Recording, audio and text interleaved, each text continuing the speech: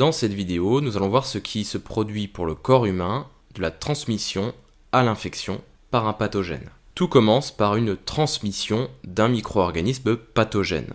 Le micro-organisme pathogène peut se transmettre le plus souvent d'un homme à un autre, mais peut parfois être transmis via notre milieu extérieur ou par d'autres organismes. Par exemple, le virus de la rage est souvent transmis à l'homme via la morsure d'animaux comme par exemple le renard. La maladie de Lyme, qui est provoquée par une bactérie, est souvent transmise par la tique.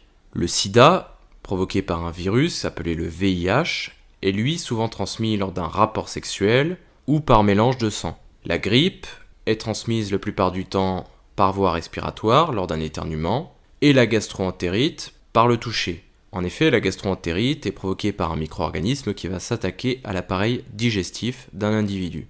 Cet individu peut aller aux toilettes et des matières fécales vont pouvoir se déposer sur ses mains. Certaines personnes ne se lavant pas les mains après avoir été aux toilettes, il pourra alors serrer la main d'une autre personne qui pourra porter ses mains à sa bouche et être à son tour contaminé par ce micro-organisme. Une fois que le micro-organisme a été transmis, il va y avoir l'étape de la contamination, c'est-à-dire la pénétration du micro-organisme dans le corps humain.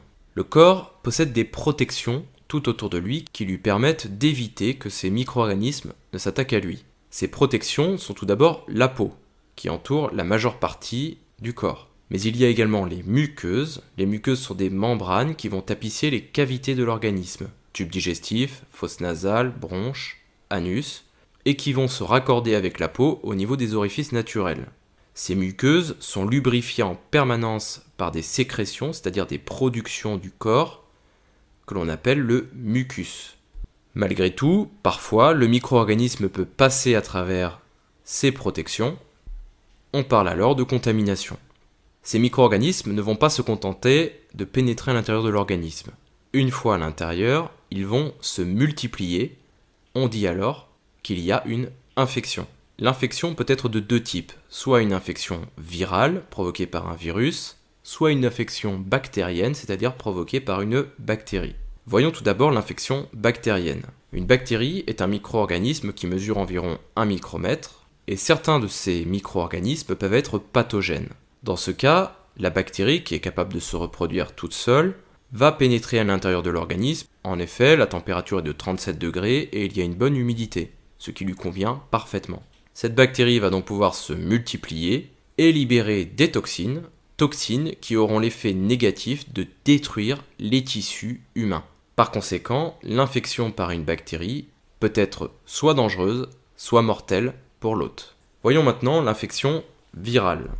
Un virus est encore plus petit qu'une bactérie puisqu'il mesure environ 10 nanomètres. La particularité du virus, c'est qu'il n'est pas capable de se reproduire tout seul.